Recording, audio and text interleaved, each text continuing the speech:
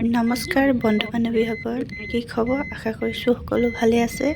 আৰু বেটাক লৈ আহি গ'লোঁ হস্পিটেল। বেটাৰ দাঁত এটা সৰাবলগীয়া হৈ আছে, সেইটো কাৰণে আচলতে বেটাৰে দাঁতটো ভালকৈ হিলাই নিদিলে, সেইটো কাৰণে ভিতৰৰ ফালে দাঁত ফুটি গ'ল।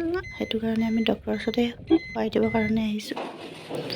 আৰু এয়া হস্পিটেলৰ ভিতৰত আমি ৱেইট কৰি আছোঁ ডক্টৰ লগ কৰিবৰ কাৰণে।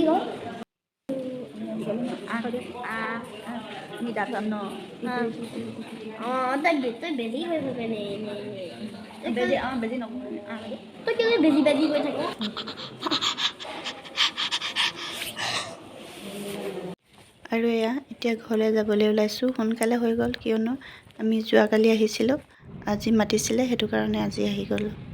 সেইটো কাৰণে সোনকালে হ'ল। আৰু আহিয়ে খৰখেদা কৰি ভাত পানী বনাই এয়া বেঙেনা ফ্ৰাই কৰিছোঁ। আৰু এয়া এতিয়া বেটা খাই বৈ আজৰি হৈ ধুনীয়াকৈ শুই আছে মোবাইল চাই।